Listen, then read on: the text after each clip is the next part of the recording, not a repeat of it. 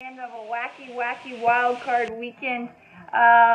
If you would have told me the Saints and the Patriots, Drew Brees, Tom Brady would be knocked out at home, I would have lost a lot of money, but I am very happy about it. Just to see somebody new, and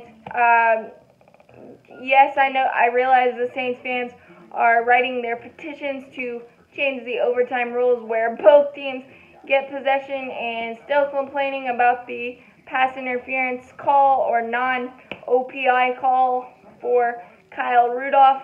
I will say I didn't think it was a OPI. I could see where, because he did extend, but it's not as egregious as the Mikel Roby-Coleman one last year.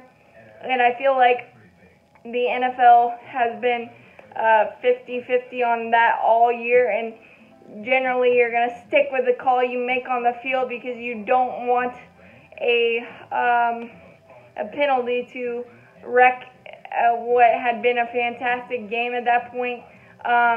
Is it gut-wrenching for Saints fans? Yes.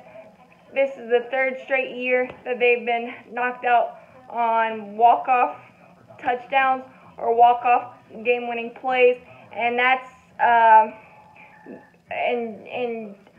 really hard to swallow for them. Do I care? Not really, because I'm a Panther fan, and I never want the Saints to succeed no matter what, so I am smiling that you guys are joining the couch with us. No disrespect meant to Saints fans, but it's just how it goes, and frankly, you did not play Saints brand of football to deserve the victory.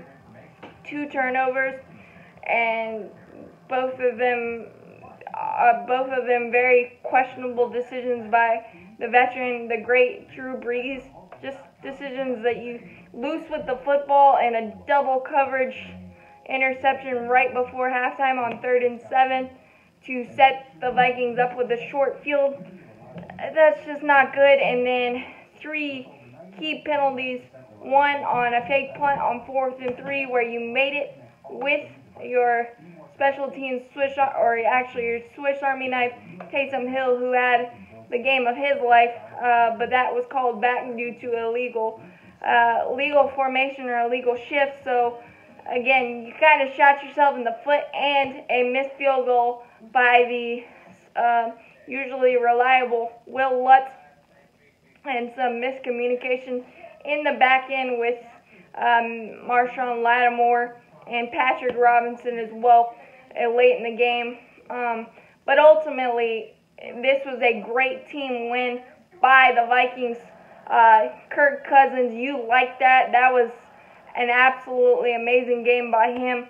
Getting that non-big game quarterback tag monkey off his back. He played a heck of a game and ultimately just outplayed Drew Brees.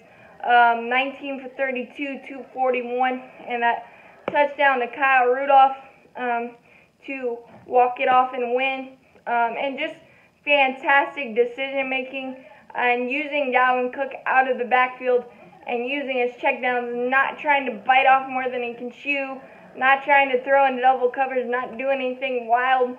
Just great for him, and ultimately just threw some dimes at the end, especially to Adam Thielen, who had seven catches, 129, and it overcame that early fumble that you thought was going to get the Saints' vaunted offense train rolling, and it might not have stopped if the Vikings defense wasn't as good as they were today. Holding the Saints offense to 20 points is absolutely amazing. The first key play was after that unfortunate fumble by Adam Thielen, they were able to hold Drew Brees to a field goal. Drew Brees and the Saints to a field goal on a 3rd and goal sack, 1 of 3 on the day. Drew Brees was only sacked 3 times, but he was pressured and forced into some questionable and bad throws and bad decisions ultimately. So that was big for them there. And Xavier Rhodes sticking his nose in there and making some key pass breakups and key tackles in the open field against Kamara especially and others is very commendable. And honestly, holding Michael Thomas to 7 catches, 70 yards, and no touchdowns is a win. And the Vikings made some other people beat them, and they couldn't do it. And collectively, as a team, they were able to. And I loved Kevin Stefanski's game plan to use Dalvin Cook as the vocal point. 28 carries, 94 yards, and 2 touchdowns. You could tell that those 2 weeks off, he got to rest his shoulder, paid off because he looked really fresh, and ran for a season high 84 yards against the Saints defense in the first half. So that was huge. But the big plays in the second half were, let's see, after the Vikings had gone ahead 20-10 on a battering ram touchdown by Dalvin Cook. Actually, that was a kind of a questionable call as well. I thought he got stopped short, but there wasn't an angle to dispute that, so the call on the field stood 20-10. And then Taysom Hill, who I already said had the game of his life, with a 50-yard touchdown pass to the Harris, or the 50-yard bomb, not a touchdown pass, but it set up the Saints' first touchdown to Harris, and then the touchdown catch to get them within 3, and the 28-yard battering ram run by the Swiss Army knife Taysom Hill, and it looked at that point like they were just gonna hum in, and it was up to Kirk Cousins with a 4-point deficit. But right after that, Danielle Hunter made the play of the season, and jumping the snap almost, getting back in the backfield, taking the offensive line back into Drew Brees.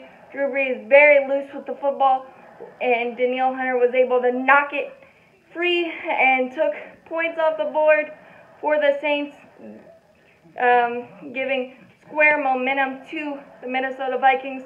And Kirk Cousins with those last 2 dimes to Adam Thielen on a 3rd and 9 to chew clock and not give as much time to the Hall of Famer Drew Brees, and then the dime to Adam Thielen to set them up inside the 5 in overtime. And I do question the fact that after there was 21 seconds left, they were penalized on an illegal shift by Alvin Kamara. They did not choose to take the timeout. I'm surprised that they played for the field goal with Drew Brees, but Will Lutz was able to clutch up and knock that one through, but it wasn't enough as Kirk Cousins did his thing, and it's going to be an amazing divisional weekend, and I'm super excited. The playoffs have been absolutely insane. Thank you to the Minnesota Vikings, so I don't have to hear it from the Saints. So go Panthers.